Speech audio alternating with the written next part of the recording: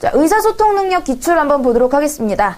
다음 열거된 9개의 낱말 중에서 공통성이 있는 3개를 골라 낱말과 연관이 있는 말을 고르라 했습니다. 자, 그러면요. 아래에 있는 보기 선다 1, 2, 3, 4번을 먼저 보시고 여기에 해당하는 게 위에 어디에 들어가는지 하나하나 찾아 나가시면 3개가 먼저 나오면 공통적인 게 나오면 뒤에 거 볼 필요가 없는 겁니다. 여행, 양봉, 질병, 양잠 이렇게 나와 있어요. 양봉은 벌치는 거고 양잠은 누에 치는 거죠. 자, 누에 딱 나왔네요. 양잠이고요. 프로폴리스 이거 벌꿀의 그 입에서 나오는 여왕벌의 머리에서 나오는 뭐 그거예요. 그러니까 양봉과 관련이 있는 겁니다. 자, 참깨는 어디에도 관계가 없고 꿀도 양봉에 해당되는 거죠. 정원 뭐 상관이 없는 것 같고 나방도 수정도 상관이 없고 고치는 또 양잠이네요. 자, 마지막에 실 이거 누에고치에서 뽑는 비단실이죠. 양잠이 되겠습니다. 그래서 양잠이구나 4번. 자, 다음 열거된 9개의 낱말이 있는 것 중에서 공통성이 있는 거, 자, 3개를 골라서 한 번 더 골라보도록 하겠습니다. 자, 1번은 오페라, 2번은 반지, 3번은 파리, 4번은 먹다, 5번은 박물관이에요. 그러면 위에 보기 한번 볼게요. 곤충, 우리 1, 2, 3, 4, 5 중에 파리가 여기에 해당이 되죠? 그 다음에 씨름은 어디에도 관계가 없고요. 주식, 먹다와 관련된 거네요. 자, 싸움도 뭐 관계된 거 없고요. 스모도 관련이 없죠? 테너는 오페라에 해당이 되겠죠. 노래, 그 남자애 얘기하는 거니까. 자, 라자냐, 먹는 거니까 뭐 굳이 따지자면, 뭐 먹다? 자, 날다, 파리가 날죠. 그죠? 날파리 생각을 하시면, 파리가 답이 되겠네요. 자, 다음 열거된 9개의 낱말 중 공통성이 있는 거 3개를 골라 연관 있는 말을 고르라. 그러면 자, 보기. 보석, 석방, 구두, 석다, 바다. 자, 위에 한번 찾아보도록 할게요. 매니큐어는 뭐 어디에도 해당되는 게 없죠? 반지, 그죠? 보석에 해당되는 거니까. 자, 말리다도 뭐 딱히 되는 게 없고요. 오징어는 바다와 관련된 생물이죠. 풀려나다, 자, 풀려나다는 우리 보석이라는 말, 석방에도 되고요. 보석, 우리 보석금을 주고 빼내는 그 석방과 관련된 그런 단어가 있습니다. 자, 그 다음에 줄넘기 관련된 거 없고요. 반짝이는 것도 보석이죠. 자, 그래서 보석이 우선 3개인데 요 풀려나다가 석방으로 될 수도 있으니까 자, 발가락, 요거는 뭐 구두, 굳이 얘기하자면 묵다도 관계 있는 게 없으니까 풀려나다라는 거를 우리 한자어 보석이라는 단어를 써서 3개 답 1번이 되겠네요. 자, 이번 문제 보시면요. 다음 열거된 9개의 낱말 중에서 공통성이 있는 거 3개를 골라서 낱말과 연관 있는 말을 골라라 했습니다. 그러면 이런 경우에는요. 아래 보기 선다 1, 2, 3, 4를 먼저 보시고 위에 있는 보기들이 이 중에 어떤 거에 해당이 되는지를 먼저 확인을 해나간 다음에 3개가 먼저 연결이 되면은 뒤에 보기들은 보지 않아도 된다라는 얘기겠죠. 자, 그럼 아래 한번 보기를 볼게요. 청진기, 증권거래소, 보청기, 오페라, 휠체어 이렇게 먼저 선다를 먼저 봅니다. 자, 그래서 이제 보기를 보는 거예요. 증폭이라는 거 보시면 자, 소리를 증폭시키는 거 보청기와 관련된 거죠. 무좀은 아래 1번부터 5번 중에 어디에도 별로 해당되는 게 없고요. 안경도 딱히 해당되는 건 없습니다. 자, 난청 있는 사람들이 보청기를 끼는 거죠. 자, 보청기 2개 나왔고요. 모차르트는 뭐 오페라에 제일 가깝겠죠? 그 다음에 안개는 어디에도 관계가 없고, 청력, 이것도 청력이 약한 사람들 보청기를 끼는 거니까, 벌써 3개 나왔으니까 3번 보청기, 이렇게 문제를 푸시면 되겠습니다. 자, 비슷한 문제 하나를 보도록 할게요. 다음 제시된 단어 사이에 관계가 같아지도록 괄호 안에 들어갈 알맞은 말을 고르면 했습니다. 자, 관계 문제는요. 먼저 나와 있는 보기들을 가지고 이것과 똑같은 구조를 찾으시면 되는 건데요. 도시 밀라노가 있습니다. 이거는 포함 관계겠죠. 그러면 종교에 포함되는 것을 찾으면 되는데 아래 보기 보시면 자, 3번의 불교 쉽게 찾을 수가 있겠습니다. 자, 다음 제시된 단어 사이에 관계가 같아지도록 괄호 안에 들어갈 알맞은 말을 고르면 했습니다. 자, 테너와 바리톤이 나왔는데요. 이거는 남성 성부 파트에 그러니까 여자로 따지면 소프라노와 알토, 높은 음과 낮은 음에 해당이 되는 겁니다. 원래 3개로 이루어져 있는데요. 테너, 베이스, 바리톤 이렇게 소프라노, 메조소프라노, 알토처럼 이렇게 3개로 이루어져 있는 거예요. 자, 사법부가 나왔습니다. 우리나라는 사법부, 입법부, 행정부 이렇게 3개의 3권 분립이 이루어져 있죠. 그렇기 때문에 아래 보이는 4번의 입법부가 답이 되겠네요. 자, 다음 문제는요. 전세보증금 반환보증의 약관입니다. 자, 이걸 보고 물음에 답하라고 합니다. 자, 이것도 2문제가 연결이 돼 있는데요. 먼저 문제를 보고 문제에서 해당하는 그 항목만 보시면 되겠습니다. 자, 연결되는 문제 보면요. 약관을 바탕으로 어느 고객센터에 올라온 질문이래요. 답변을 할 때 옳지 않은 거. 그러면 이 제목에 있는 가로 안에 있었던 어느 항목인지 파악을 하고 거기서 답변을 찾아야 되겠죠? 자, 1번의 질문을 보도록 하겠습니다. 보증서에 적힌 보증기간이 딱 하루 지났는데 보증회사에서 미반환된 전세보증금을 받을 수 있나요? 자, 이거는 보증회사의 책임이 어디까지입니까? 라는 문제입니다. 그러면 자, 몇 조를 봤더니 3조예요. 보증 책임 범위라고 하는 항목이 있어요. 봤더니 보증회사는 보증서에 기재된 보증기간 이내에 미반환된 전세보증금에 한하여 책임을 부담한다고 했습니다. 그러니까 얘는 하루 지났더라도 받을 수가 없다가 나와야 되겠죠? 자, 답을 봤더니 역시 미반환된 전세보증금을 받으실 수 없습니다라고 대답을 했으니까 옳은 답이네요. 2번 보시면 원룸을 전세로 살고 있는데 그 원룸이 경매에 넘어갔어요. 배당 후에도 전세금을 돌려주지 않고 있는데 어떻게 해야 하나요? 자, 경매에 넘어갔대요. 자, 이런 경우에는 어떻게 해야 되냐 얘기했더니 자, 통지 의무의 5항을 보시면요. 1항의 세 번째 호를 보시면 경공매의 개시 결정을 통보받았을 때라는 항목이 있어요. 이럴 경우에 어떻게 하라고 그랬죠? 1월 이내에 서면으로 보증회사에 통지를 먼저 해주고 돌려주지 않은 거는 어떻게 받아야 한다? 이행 청구를 해야 되겠죠? 내가 이행을 해달라라고 청구하는 그거 사항은 8조에 있습니다. 자, 8조의 2번을 보시면 전세계약 기간 중 전세 목적물에 대해 경매 공매가 실시되어 배당 요구 후 보증채권자가 전세보증금을 반환하지 못하였을 경우엔 배당표 등 전세보증금 미수령액을 증명하는 서류를 제출해 이행을 청구해야 합니다. 라고 자세한 사항이 나와 있죠. 자, 그러니까 대답 어떻게 했는지 볼까요? 1월 이내에 내용을 보증회사로 통지해야 된다라는 거 우리 통지 의무 5조에서 확인을 했고요. 배당표 등 전세보증금 미수령액을 증명하는 서류를 제출하여 보증 책임 이행을 청구하시기 바랍니다. 라고 답변이 나와 있습니다. 자, 세 번 부제 보시면요. 현재 살고 있는 전세방에서 이사를 가려고 하는데 계약 만료 기간을 깜빡하고 집주인에게 이사 간다는 것을 말하지 않아 묵시적 갱신이 되었어요. 자, 이거 6조에 보시면요. 보증사고에 해당이 되는지 안 되는지 우리 궁금하니까 확인을 해보도록 할게요. 네, 6조의 1항의 2호 보시면요. 전세계약 기간 중 전세 목적물에 대하여 경매 또는 공매가 실시되어 배당 후 보증채권자가 전세보증금을 반환받지 못하였을 때, 그 다음에 2항에 묵시적 갱신을 포함해서 전세계약 기간이 갱신되지 않은 경우에 하나입니다. 라고 2항에 나와 있네요. 자, 그러니까 이거는 보증사고로 볼 수 없다라는 거겠죠? 자, 그래서 보증회사에서 받을 수 있나 물어봤더니 묵시적 갱신이 된 경우엔 보증사고에 해당되지 않으므로 책임을 부담하지 않습니다. 정확한 답이겠죠? 네 번째 보시면요. 보증채권자는 언제까지 보증회사의 보증책임 이행을 청구할 수 있나요? 자, 우리 이행 앞에서 8조라고 봤죠. 자, 8조 확인을 한번 해보면요. 8조에 3항에 보증채권자는 보증일로부터 2월 이내에 이행을 청구하여야 합니다. 라고 나와 있습니다. 그런데 여기 대답은요. 1월 이내에 청구하라고 나와 있으니까 이 부분이 틀린 거겠죠? 그래서 4번 틀린 거 체크를 하시고 5번 확인해 볼게요. 보증책임의 이행을 청구할 때 필요한 서류. 자, 이행 청구 서류는요. 9조에 있네요. 9조의 1항 보시면 1번부터 7번까지 내용이 나와 있는데 네, 여기에 다 해당이 되는 것들입니다. 자, 연결된 첫 번째 문제를 봤더니 아예 4조와 5조를 보래요. 게다가 잘못된 글자는 모두 몇 개인가 나왔습니다. 우리 최종 검토할 때 많이 하는 것들이죠. 그러니까 이거는요. 빠르게 이 부분을 읽으시고 집중력, 꼼꼼함 이런 거 가지고 읽어 나가시면 되겠습니다. 그리고 주의하실 점은요. 그냥 문장을 읽다 보면요. 문맥 내에서 나도 모르게 그냥 맞다라고 생각하고 제대로 읽어버리는 경우가 많아요.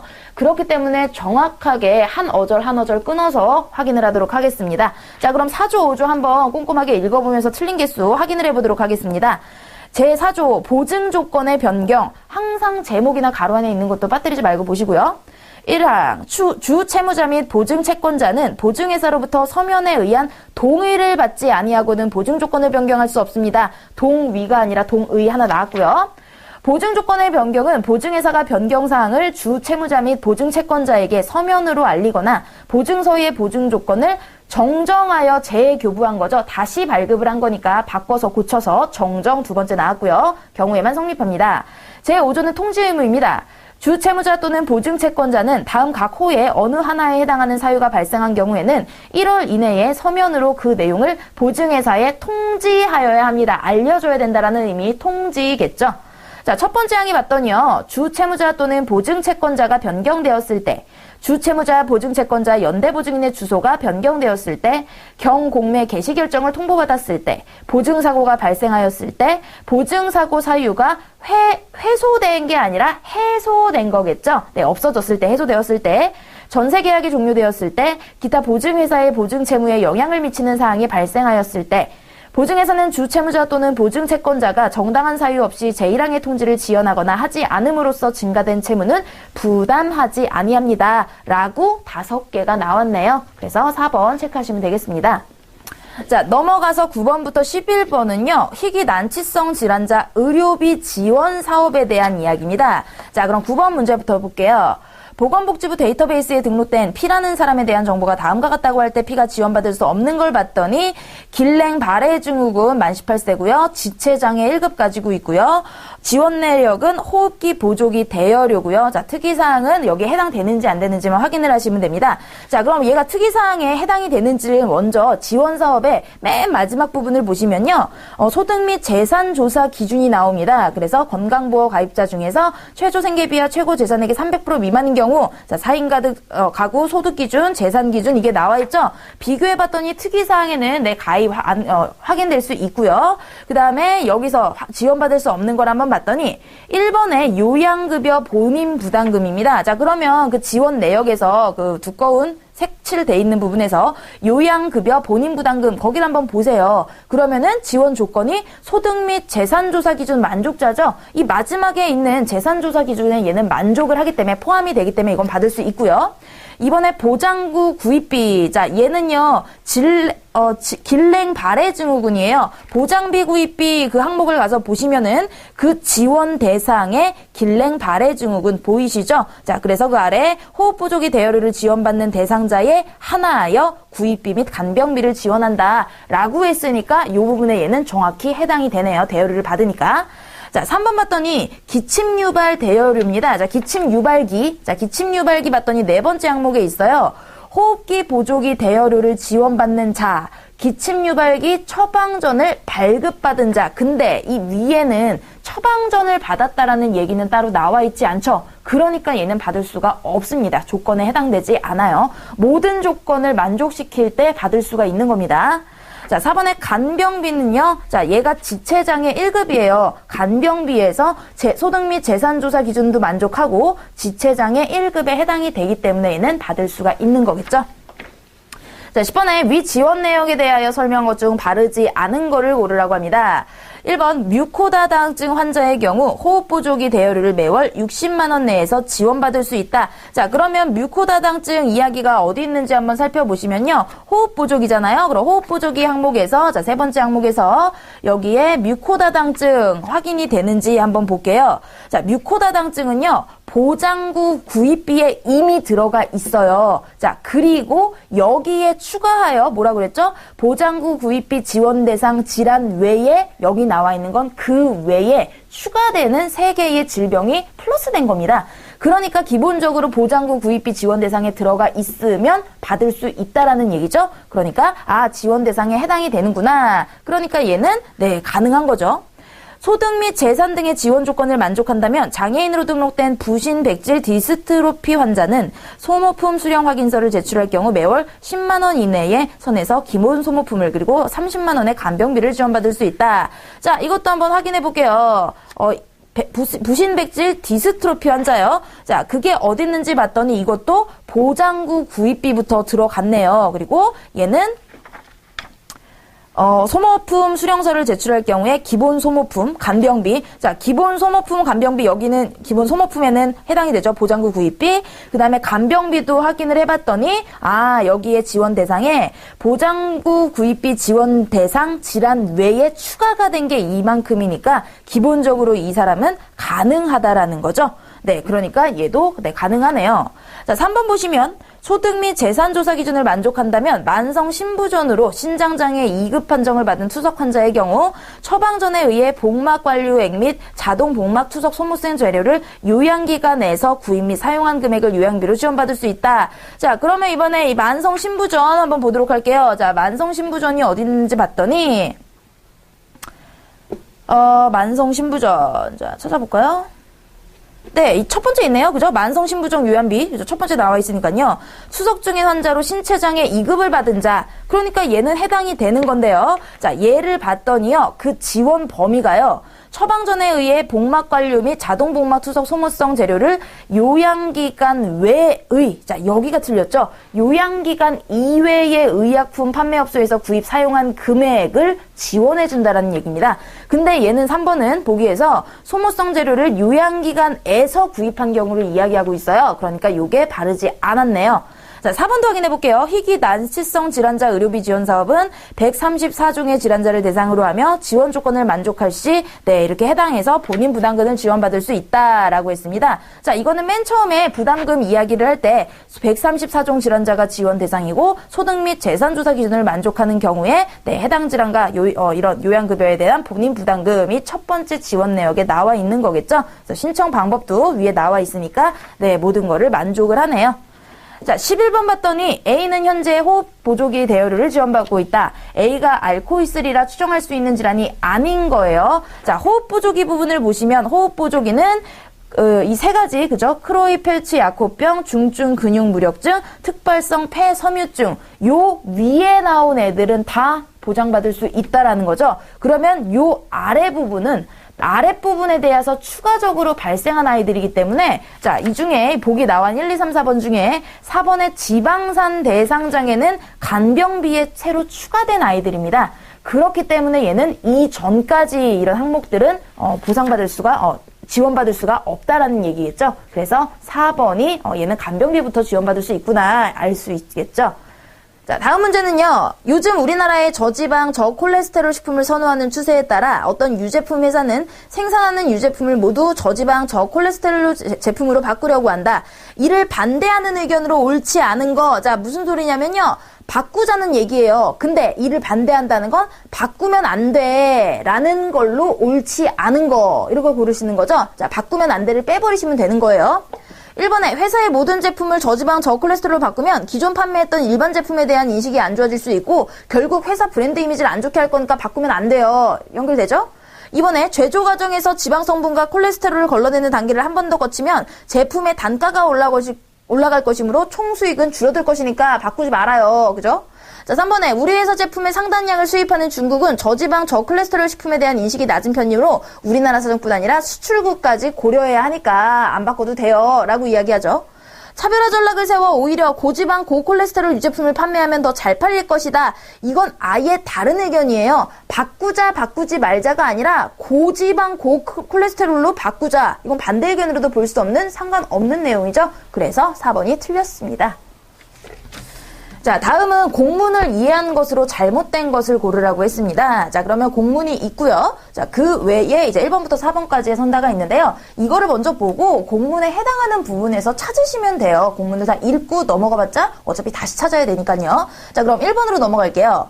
협력사를 대상으로 땡땡공단에서 발송한 공문이다. 자, 어디에서 발송을 했는지는 보통 맨 마지막에 누가 발송을 했는지 보시면 되잖아요. 그죠? 봤더니 네, 이사장 그 앞에 나와 있죠? 자, 그러면 이 사람들이 발생한 공문이구나 맞을 수 있겠고요. 자, 이번에 사원이 참여할 수 있는 연수교육이 진행될 예정이다. 자, 그러면은 그 내용에서 연수명 다음에 그 내용 있죠? 아예 그 처음에 1번, 2번, 3번에 돼 있는 데 보면은 신입사원 역량 강화를 위해 다음과 같은 교육을 실시합니다. 여기서도 알 수 있고요. 그 다음에 연수명에 연수교육 나와 있죠? 그러니까 연수교육이 진행될 예정이구나. 이건 맞고요. 3번 보시면 연수교육에 참여하기 위해서는 홈페이지를 통해 등록해야 된다. 자, 홈페이지 등록은 마의 접수 파트에 있죠. 공단 홈페이지에서 온라인 등록한다. 맞는 얘기고요. 자, 4번의 연수교육의 세부 일정은 홈페이지를 통해 확인할 수 있다. 자, 붙임을 보시면요. 세부 일정 한 부가 붙여서 포함이 첨부가 돼 있다는 뜻입니다. 그러니까 네, 요 뒤에 아마 첨부가 돼 있을 거예요. 그러니까 4번이 틀렸다라고 이해하시면 되겠죠. 자, 이번에는 잘못 쓰인 글자입니다. 자, 우리가 쉽게 그냥 읽어버리시면은요, 우리가 평소에 그냥 알고 있던 단어라고 생각을 해서 맞다라고 생각하고 그냥 넘어가는 경우가 있어요. 그러니까 이거는 내용보다는 그 어절마다 정확한 단어에 꼼꼼하게 신경을 쓰면서 읽으시면 되겠습니다. 자, 처음부터 끝까지 작은 글씨까지 빼놓지 말고 꼼꼼하게 읽는 게 관건이에요. 자, 그럼 같이 한번 읽어볼게요.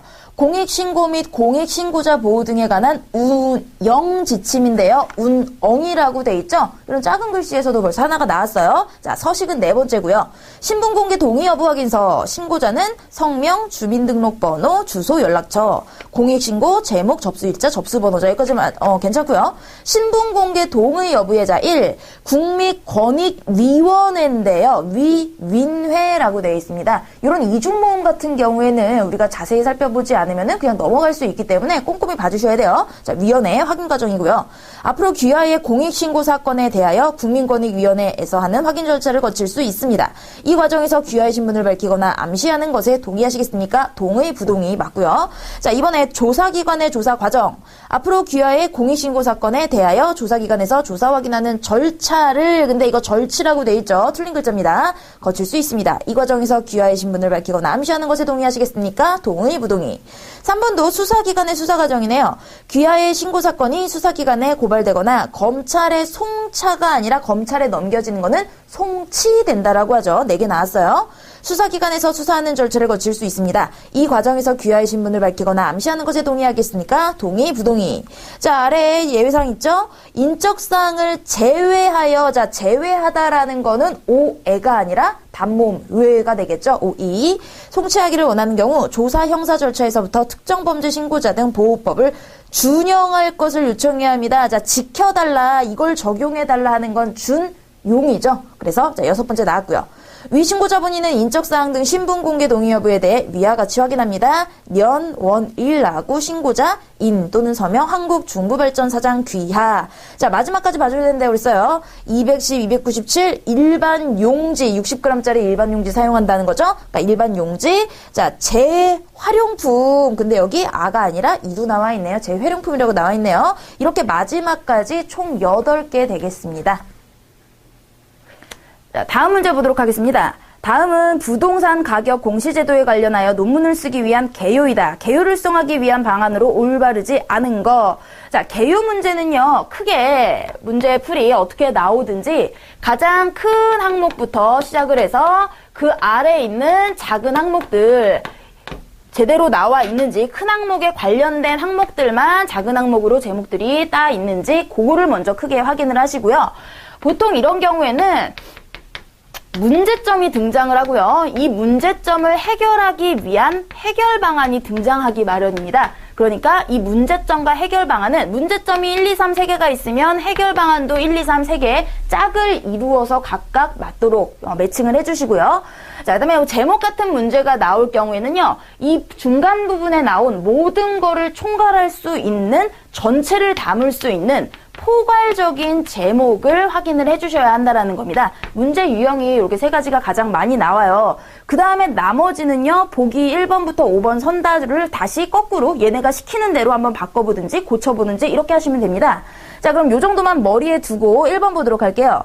제목을 부동산 가격 공시제도의 문제점과 개선 방안으로 변경한다. 자, 제목을 봤더니 문제점까지만 나왔어요. 근데 본론을 봤더니 3번 항목에 개선 방안이 들어가 있죠. 그러니까 이 모든 거를 본론에 다뤘으니까 포함을 할 수 있는 문제점으로 고치는 게 맞구나. 자, 2번 보시면 보기에 1에 나 부동산 가격 공시제도의 시행 과정은 이론적 배경에 어울리지 않으므로 밑으로 내려서 2번 시행 과정으로 고친 후 세부 내용을 추가하고 기존의 2와 3은 번호를 밀어서 3, 4번으로 수정한다. 뭐 이런 내용이에요. 자, 그러면 1에 있는 나, 이 시행 과정을 한번 보시면 그 위의 제목이 뭡니까? 부동산 가격 공시제도에 관한 이론적 배경이에요. 이론적 배경에 시행 과정이 나오는 건 어울리지 않겠죠? 큰 제목에 이 소제목이 해당되지 않으니까 당연히 따로 다루어야 되겠구나. 그래서 아예 가로 2번에 따로 다루고 뒤에 있는 2번, 3번이 하나씩 번호 밀려서 3번, 4번으로 이렇게 문제점과 개선 방안 연이어서 그렇게 쓰겠다. 이것도 맞는 개요 고친 거네요. 3번 보시면 본론의 2의 나 공시가격 조사 산정 업무 전산화 시행은 문제점이 아니므로 나의 이쪽 전산화 미흡으로 수정한다. 자, 2의 나를 보시면 공시가격 조사 산정 업무를 전산화를 시행했다라는 건 문제점이 될 수 없습니다. 전산화를 시행하는 것 자체는 문제가 아니잖아요. 그렇기 때문에 전산화가 미흡하기 때문에 문제다. 이런 어투로 바꿔줘야 되니까 이것도 맞게 수정을 한 거고요. 4번에 문제점과 개선 방안이 서로 연계되어야 하므로, 자, 이거는 맞는 얘기긴 한데요. 100% 그렇다고 볼 수는 없다라는 게 바로 이런 문제입니다. 3번에 공시제도의 장기 발전 계획 및 단계별 추진 전략 수립을 삭제한다. 위에 이런 게 없다고 아래 거를 삭제할 필요는 없어요. 오히려 여기선 나오지 않았지만 쌍을 맞추려고 한다면 문제점에서 그거를 추가시켜 줄 수도 있는 거고요. 그리고 더 큰 문제는요. 여기서 고친 공시제도의 장기 발전 계획 및 단계별 추진 전략 수립, 이 내용 자체는요. 크게 보면 개선 방안으로 괜찮은 내용입니다. 내용상. 그렇기 때문에 삭제할 필요는 없다라는 거겠죠. 그래서 가장 아닌 거 4번이 되겠습니다. 자, 문제 한번 보도록 할게요. 다음은 공통의 주제에 대하여 네 사람이 대화한 것이다. 대화의 공통 주제와 다른 이야기를 한 사람은 누구인가? 자, 이런 내용인데, 자, 각각의 이야기가 다 똑같은 주제를 가지고 이야기하고 있고, 한 명만 다른 이야기를 하고 있으니까 이거는 뭐 주제 찾기? 이런 내용과 관련이 되겠네요. 지연이는 난 배경음악이나 효과음향이 훌륭한 영화가 좋다고 생각해. 영화는 종합예술이니만큼 음향 효과가 주는 영향도 꽤 크다고 생각하거든. 결국에 얘는 이거예요. 나는 이런 영화가 좋아해요. 자, 두 번째 가윤이를 보시면 모름지기 영화는 우선 오락성이 먼저라고 봐. 솔직히 재미도 없는 영화에 돈 들여 극장 가는 건 아깝잖아. 즉 가윤이 나는 이런 오락성이 중요한 영화가 좋아. 나는 이런 영화가 좋아고요. 지윤이는 그렇지. 그런데 요즘 영화 극장 산업은 소수 거대 기업에 독점되어 다양성이 결여된 것 같아 안타까워. 얘는 갑자기 사회 비판을 하고 있어요. 그죠? 난 이런 영화가 좋아가 아닙니다. 현아는 난 영화를 고를 때 우선 감독을 봐. 감독 믿고 보는 애예요. 난 감독의 영화가 좋아. 그러니까 나는 이런 영화를 선택해. 이런 영화가 좋아. 하지만 지윤이만 비판적인 이야기를 하고 있으니까 네, 지윤이 되겠습니다. 자, 다음은요. 이 씨가 한 정책 브리핑 자료실에 소개된 정책과 방향에 대한 정보를 수집한 겁니다. 자, 그럼 얘가 요약을 했다라는 건요. 이 항목에 대한 내용이 맞는지, 보통 요약이라고 하는 거는 큰 제목이 있고 그 제목 아래 내가 해당되는 이런 구체적인 이야기들을 정리를 해놓는 거니까요. 네, 개요 문제처럼 큰 제목과 작은 제목 연결해 보시면 되겠습니다. 자, 1번 봤더니 성장 동력 확충을 위한 산업강국 달성이라는 부분인데요. 정책 방향을 보시면 혁신 주도형 경제로의 이행, 미래 성장 동력 발굴 지원의 총력, 그 다음에 뭐 이런 무형 자산의 산업 기반을 강화한다. 이런 게 전부 다 뭐예요? 성장 동력을 확충하기 위한 방안에 해당이 되는 거겠죠? 네, 그러니까 적절하고요. 이번에 지역별 특성화를 위한 국가균형 발전입니다. 자, 특성화예요. 그럼 아래 또 보시면 지역별 특성화 발전 전략으로 네, 이런 거고요. 이렇게 장기 계획을 통해서 신지방화 시대를 개척한다. 이것도 네, 이번에 해당이 되겠고요.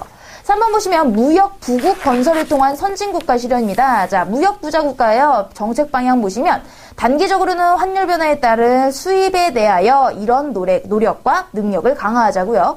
중장기적으로는 중국과의 경쟁 격화 등 여건 변화에 대응해서 지속적으로 이렇게 환경에 대응해야 한다. 이것도 무역과 관련된 얘기 맞고요. 자, 4번 보시면 기업의 활력 제고입니다. 자, 활력과 관련된 정책 보시면 에너지 산업을 이렇게 효율성 제고를 위해서, 두 번째도 보면은 이런 석탄, 석유, 에너지 산업 경쟁 얘기를 하고요. 세 번째도 에너지 산업 수출 산업화 추진 이 얘기를 하고 있어요. 전부 다 에너지 산업에 대한 정책이죠. 그러니까 기업의 활력 제고와는 관계가 없습니다. 4번이 틀렸네요. 다음 글을 읽고 가장 알맞은 주제와 중심 내용을 고르시오 했는데요. 주제나 중심 내용은 네, 말 그대로 이런 문장들을 다 찾으신 다음에 가장 중요한 단락의 중심 문장 혹은 전체를 포괄할 수 있는 문장을 만드시면 그걸 찾으시면 되겠습니다. 자, 그럼 단락별로 한번 중심 문장 찾으면서 읽어보도록 하겠습니다. 수요 공급 법칙에 따르면 수요보다 공급이 과하면 가격은 내려가고 가격이 내려가면 과잉 공급 상태는 해소되며 가격은 다시 균형을 찾게 된다. 자, 이건 일반 법칙이에요. 사실입니다. 따라서 대졸자가 지금처럼 공급 과잉 상태가 되면 대졸자의 평균 임금은 당연히 하락해야 한다. 라고 결론을 냈어요. 하지만 나오죠. 하지만이 나왔으면은 다른 이야기로 초점이 넘어가는 거니까 더 중요합니다. 한 번 오른 임금은 경제 여건이 변해도 쉽게 내려갈 생각을 하지 않는데 이를 임금의 하방 경직성이라 한다라고 개념이 나왔네요. 그럼 따옴표까지 쳐 있는 걸 봤더니 우리는 여기에 대해서 설명이 나와줘야 돼요. 설명문 같은 경우에서요. 우리가 일반적으로 알 수 없는 이런 용어나 단어들이 나오면 강조의 의미로 따옴표를 치기도 하고요. 요 부분에 대한 반드시 설명이 필요로 합니다. 그러니까 요 설명 나올 거예요. 임금이 하방 경직성을 띠는 이유는 노동조합의 존재, 균형임금보다 높은 최저임금, 균형임금보다 높은 효율임금, 장기 근로계약 등이 있다. 자, 구체화했고요. 이렇게 대졸자 임금이 높게 유지되므로 자, 앞부분의 내용 받은 거죠. 대학 진학률 역시 고공행진을 이어가고 있다. 즉 이야기의 초점이 대학 진학률로 넘어갔네요. 이는 학력 공급의 탄력성으로도 설명해 볼 수 있다. 자, 근거를 댄대요. 학사 이상의 학력을 갖추는 데엔 적어도 3, 4년의 세월이 필요하므로 시장의 수요에 즉각 반응할 수 없다. 공급이 비탄력적이므로 노동시장의 변화에 대응하는 속도가 늦어 공급 과잉이 쉽게 해소되지 못하는 것이다. 자, 지금 초점이 앞부분에서는 수요공급 법칙이 얘기가 나온 것 같고 다시 임금의 하방 경직성 이야기가 나왔는데 초점이 어떻게 가고 있죠? 대학 진학률로 넘어갔습니다. 그럼 글쓴이는 여기에 관심이 있고 다음 단락도 여기와 연결돼서 나와야 한다는 뜻이에요. 자, 이 단락 보시면 대학을 중시하는 사회풍도는 기업의 요직을 차지하고 있는 부모 세대의 경험과도 관련이 있다. 뭐뭐와도 관련이 있다. 즉 관련된 근거 두 번째를 든다라는 뜻입니다. 근거 첫 번째는 그럼 어디 썼냐고요? 우리 1단락 마지막 부분에 이는 학력 공급의 탄력성으로도 설명해 볼 수 있다. 이게 바로 첫 번째 근거가 되는 거고요. 다음 단락의 두 번째 근거 부모 세대의 경험 이야기가 나오는 겁니다. 자, 나머지는 그거에 대한 설명이겠죠? 대졸자가 고졸자보다 사회적으로 많은 혜택을 누리는 경우를 직접 경험했거나 목격한 부모가 자신의 자식에게 대학을 졸업하는 것에 대한 장점을 지속해서 주지시키면서 결국 자식 세대는 별다른 의심이나 고민 없이 대학에 진학하는 것이다. 네, 근거에 대한 설명이니까 첫 번째 문장이 중요하겠고요.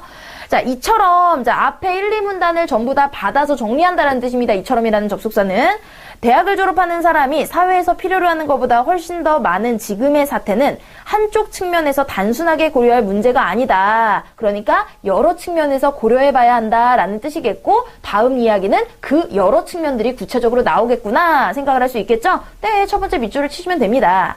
경제적인 요인과 사회적인 요인이 서로 영향을 주고받으며 이런 현상을 공고하게 하는 것이다.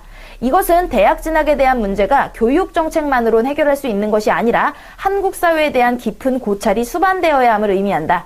다양한 분야의 전문가가 함께하는 자리 없이는 우리 사회에 뿌리 박힌 교육 문제를 해결하기 어려우며 수많은 방안 역시 근본적 해결책이 될 수는 없다라고 해결책을 다양하게 우리가 생각해 봐야 된다라고 나왔습니다. 자, 그러면 문제 제기가 나오고 해결책이 나왔다 하면 우리가 뭐가 중요하다고 그랬죠? 당연히 해결 방안이 중요합니다. 자, 요 해결 방안, 요 3단락에 있었던 내용을 정리한 거를 1, 2, 3, 4 중에 고르시면 돼요. 봤더니 1번에 있죠?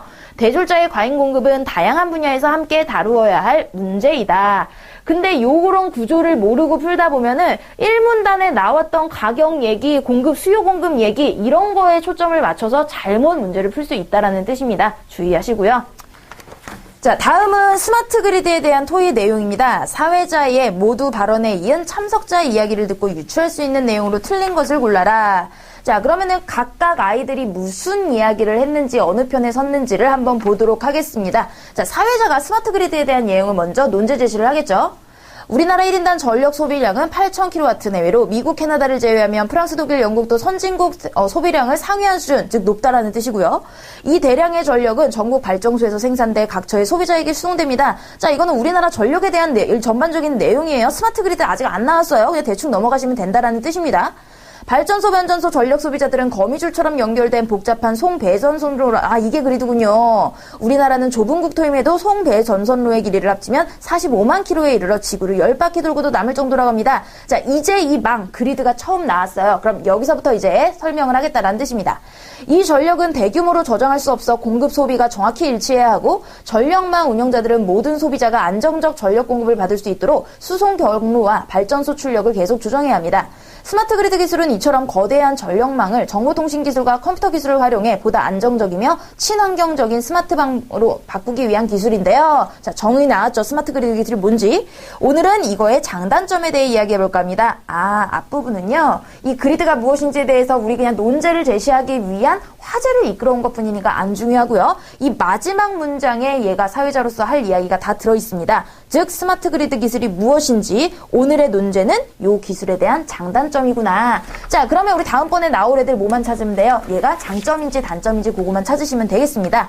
자, 김씨 한번 볼게요. 스마트 그리드의 장점은 중복성에 있습니다. 자, 그러면 이 장점의 중복성에 밑줄을 치고 얘는 장점이에요. 중복성에 관련된 거. 자, 송씨를 보시면 네, 앞으로도 소비자도 전력 사용량을 관리할 수 있다는 게 가장 큰 장점이지요. 자, 이것도 장점이니까 첫 줄 밑줄 치고 자, 송씨 넘어갑니다. 박씨 보시면 전기 사용의 효율과 절약은 피크 시프트가 있어 가능한 일입니다. 자, 효율과 절약의 핵심인 피크 시프트, 나머지는 그거에 대한 뭐 설명이겠죠. 그러면 얘도 뭐 인건비 절감할 수 있고 뭐 이런 것들이니까 장점에 해당이 돼요. 자, 윤씨를 보시면 그러나가 나왔어요. 그럼 얘부터 단점이라는 뜻이겠죠? 산간지역과 섬이 많은 우리나라 지형을 고려해보면 전국적인 구축망을 갖추는 데 드는 시간과 비용이 막대할 것이라고 봅니다. 자, 돈과 시간이 많이 드는 단점이 있고요.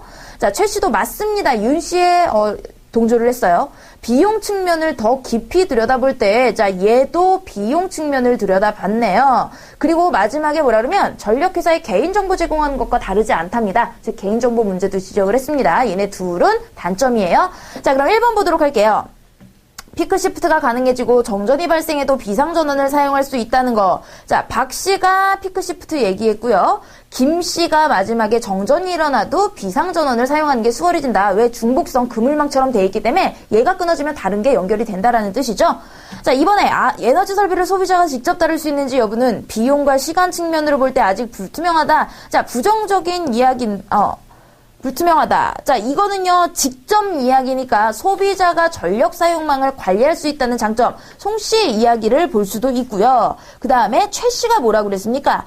시간 비용, 이거는 부정적인 측면이니까 최씨 이야기에서 봐야 되겠네요. 네, 여기 실질적으로 어렵고, 네, 데이터베이스가 축적되면은 개인정보를 제공하는 꼴이다. 이런 식으로 불투명하다. 부정적인 얘기 최씨가 있고요. 자, 3번에 네트워크 문제가 발생하면 사이버 테러의 표적이 되는 등 시민이 피해를 본다. 자, 사이버 테러와 관련된 건 최 씨가 이야기했죠. 개인정보 문제였고요. 그 다음에 4번에 전력 검침원이 필요 없게 되므로 인건비를 절약할 수 있고, 자, 이거는 윤 씨가 이야기했던 거죠. 그죠? 윤 씨가 검침원이 필요 없다라는 건, 송 씨가 얘기했네요. 그죠? 전력 사용량을 얘가 관리할 수 있는 거, 스스로 집에서 관리 시스템 할 수 있다라는 거. 그 다음에 박 씨가 정확히 얘기했잖아요. 기존의 전력 미터는 검침원이 확인해야 됐지만, 네트워크를 통해서 전송할 수 있으므로 인건비를 절감할 수 있습니다. 자, 이거, 네, 박 씨가 이야기한 거네요. 자, 그렇지만 뒷부분을 보시면 스마트 그리드 기술을 해외에 공급하면 외화가 증가하여 국제 경제에 긍정적으로 작용할 것이다. 김씨, 송씨, 박씨 중에 긍정적인 사람들인데 얘네의 외화 증가 얘기는 없었으니까 4번의 요 뒷부분이 틀렸네요. 자, 5번 확인해보시면 전력 공급과 소비의 일치, 안정적인 가동망 구축을 위해서는 전력망의 안정적인 운영이 가장 시급할 과제일 수 있다. 이거는 사회자가 처음에 이야기한 겁니다. 사회자가요, 한 3분의 2 지점에 뭐라고 그랬냐면, 전력망 운영자들은 모든 소비자가 안정적인 전력 공급을 받을 수 있도록 수송 경로와 발전소의 출력을 조정해야 합니다. 라고 이야기하고, 그 다음에 스마트 그리드 기술에 대해서 설명을 했었죠. 자, 다음은요, 어떤 직원들이 세미나 참석해서 여성 고용 할당제에 대해 토론한 내용입니다. 사회자가 아래와 같은 논조를 제시했다고 할 때 다른 관점으로 이야기하고 있는 사람, 그러면요, 여성 고용 할당제가 무엇인지, 얘가 어떤 논조인지 궁금해할 필요가 없습니다.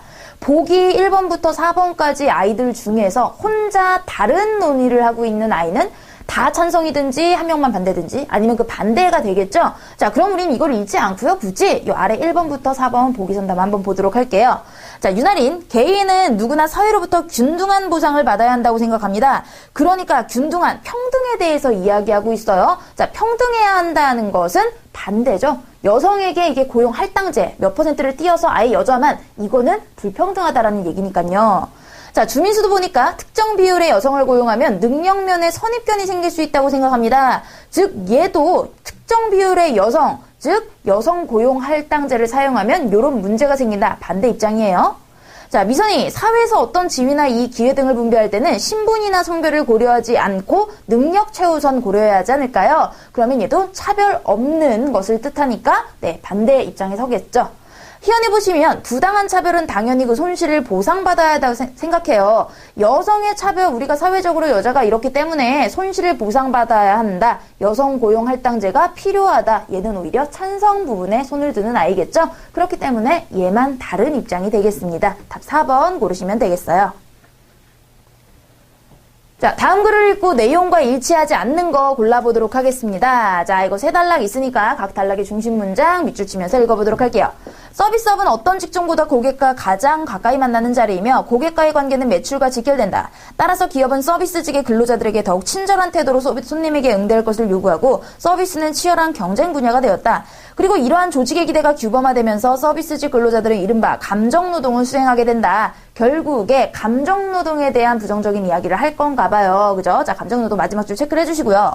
자신의 감정을 숨기고 항상 웃음을 보여야 하는 감정 노동자는 속마음과 겉으로 드러나는 표정이 달라 자기가 낯설게 느껴지는 탈인격화 증상을 겪기도 한다. 자, 부정적인 영향 탈인격화 체크해 두시고 서비스직 종사자는 자신의 능력이 부족해 다른 사람의 비위를 맞추는 일을 한다는 식의 자기 비하 체크하시고요. 자존감 낮고요. 또한 이런 질환을 앓기도 하고요. 자, 전부 다 이 질환 얘기입니다. 넘어갈게요.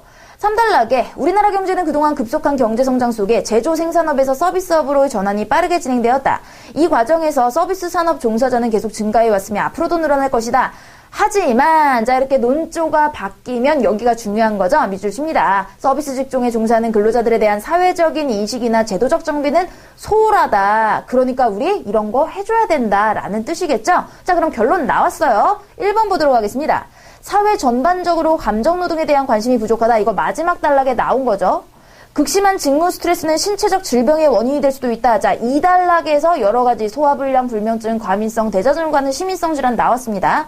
자, 3번의 만족도 조사는 서비스직 근로자의 노동 강도를 높이는 조사를 초래한다. 자, 이것도 마지막에요. 우리 밑줄 친 부분 다음 보시면 서비스 평가 제도를 통해서 이들을 감정노동을 더욱 높이려 든다라고 나왔고요. 자, 마지막 4번 보시면 감정노동자의 15% 우리 2단락에서 15.2% 나온 그 문장 읽어보시면요. 주어가요. 감정노동자가 아니라 우리나라 직장입니다.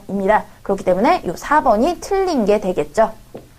자, 이제부터는요, 글을 읽고 우리가 문제를 풀어봐야 되겠는데요. 글이 길면 길어질수록 여러분들은 정확한 내용 이해를 분명하게 하셔야 되고요. 그러기 위해서 단락별로 중요한 문장들 체크를 하면서 읽어나가도록 하시면 좋겠습니다. 자, 문제 보시면 이번엔 수정한 것으로 옳지 않은 거래요. 수정한 문제는요, 훨씬 더 쉽게 풀 수가 있어요. 내용을 읽을 필요 없이요. 즉 선다에서 1번부터 4번까지 내용에 대해서 시키는 대로 한번 거꾸로 해보시면 돼요. 그래서 적절하다 싶으면 제대로 바꾼 거고요. 오히려 안 고치는 게 낫다 아니면 엉뚱하게 고쳤다 하는 거 고르시면 되겠죠. 자, 1번 보시면 기역의 밑줄 친 문장과 니은의 밑줄 친 문장 위치를 서로 바꾸래요. 기역과 니은을 봤더니 기역은 2011년 브라질 여자 세계선수권 블라블라 나오고 니은은 2008년, 2010년 얘기가 나왔습니다. 보통 우리 이런 경우에는 시간 순서대로 나열을 하는 게 좋겠죠. 그래서 순서를 바꾸는 게 좋겠구나. 옳은 얘기고요. 2번 보시면 디귿의 밑줄 친 문장을 리을의 위치로 이동시킨다. 자, 디귿 볼게요. 한국은 유럽 챔피언 몬테네그로, 네덜란드, 프랑스, 콩고, 도미니카 공화국을 상대로 생존 경쟁을 벌여야 한다. 자, 힘겨운 상황이네요. 리을, 마지막 부분으로 봤더니요. 리을의 위치. 쉽지 않은 행보가 예상된다 다음으로 옮기래요. 자, 그래야 이 쉽지 않은 행보가 왜 그런지 구체적으로 유럽 챔피언 이들을 상대로 생존 경쟁을 벌여야 하기 때문에 라고 근거를 삼을 수 있는 거죠. 그러니까 쉽지 않은 이유에 해당하는 디귿이 리을 자리로 오는 게 맞겠네요. 자, 3번 보시면 미음의 위치에 또 하나의 과제는 신구조하다라는 문장을 추가한대요. 그러면 이 앞문장을 한번 먼저 살펴볼게요.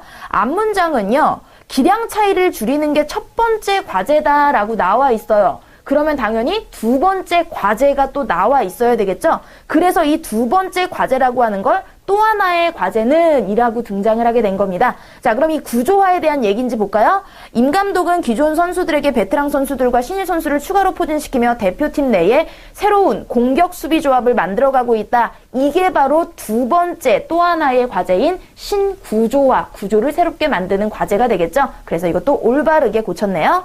자, 네 번째 보시면 비읍의 밑줄 친 문장은 문단의 통일성을 해침으로 삭제한다. 자, 읽어보겠습니다. 대표팀은 오늘 27일 노르웨이로 떠나 노르웨이, 러시아, 네덜란드가 참가하는 4개국 신성대회를 통해 경기력을 끌어올린 뒤 4달 초 결전지인 세르비아에 입성한다. 자, 보통 이런 내용 같은 경우에는 앞으로의 행보를 정리하는 이런 마지막 문장이겠죠? 그러니까 앞으로의 행보에 대한 정리를 해준 이런 정보기 때문에 이거는 통일성을 해치는 문장이 아니에요. 있어야 정리가 된다라는 거죠. 그래서 4번 틀린 거 체크하시면 되겠네요.